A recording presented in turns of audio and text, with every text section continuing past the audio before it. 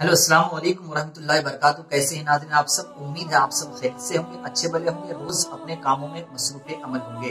तो जो मेरे भाई परेशान हाल है, रब तबारक व तआला उनकी परेशानियों को दूर अता फरमाए।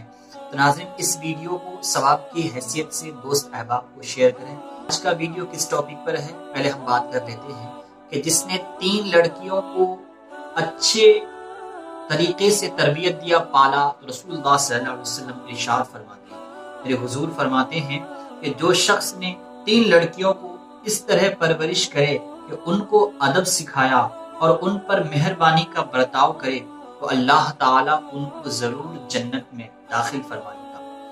ये इरशाद नबवी सुनकर सहाबा किराम ने अर्ज किया, अगर कोई शख्स 2 लड़कियों की परवरिश करे तो इरशाद फरमाया कि उसके लिए भी यही अजर व सवाब है।